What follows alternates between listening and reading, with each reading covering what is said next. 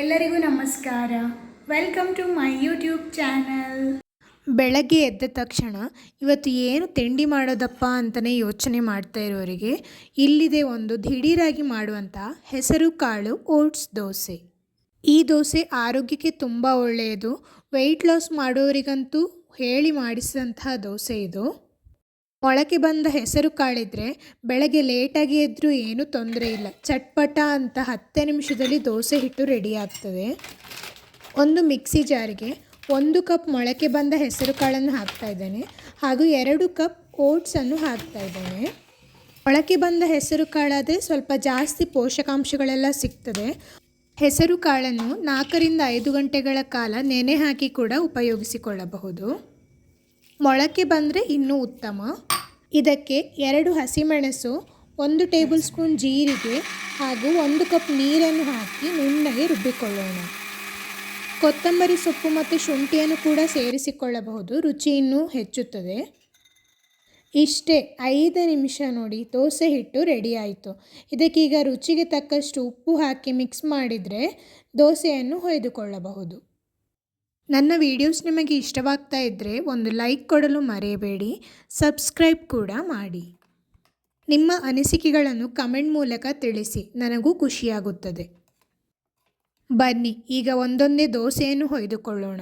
ಕಾವಲಿಗೆ ಚೆನ್ನಾಗಿ ಕಾದಿದೆ. ದೋಸೆಯನ್ನು ಮಾಡಿಕೊಳ್ಳೋಣ. ದೋಸೆಯನ್ನು ತೆಳುವಾಗಿ ಕೂಡ ಹೊಯ್ದುಕೊಳ್ಳಬಹುದು, ಕ್ರಿಸ್ಪಿಯಾಗಿ ಬರುತ್ತದೆ.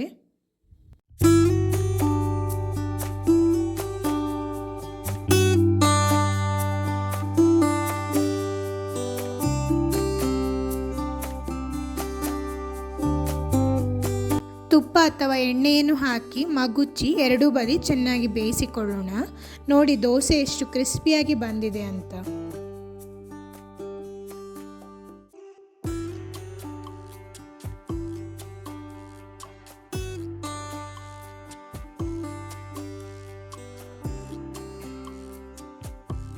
ಇನ್ನೊಂದು ದೋಸೆಯನ್ನು ಮಾಡಿಕೊಳ್ಳೋಣ.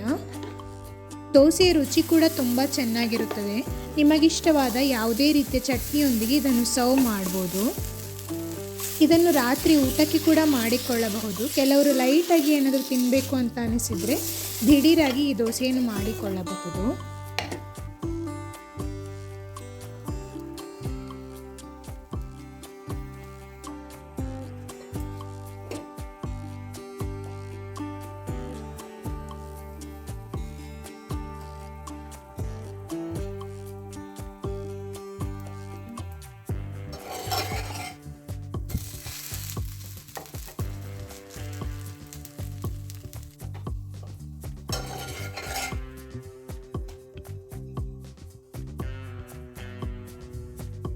ನಾನಿಲ್ಲಿ ತೆಂಗಿನಕಾಯಿ ಚಟ್ನಿಯೊಂದಿಗೆ ದೋಸೆಯನ್ನು ಸರ್ವ್ ಮಾಡ್ತಾ ಇದ್ದೇನೆ.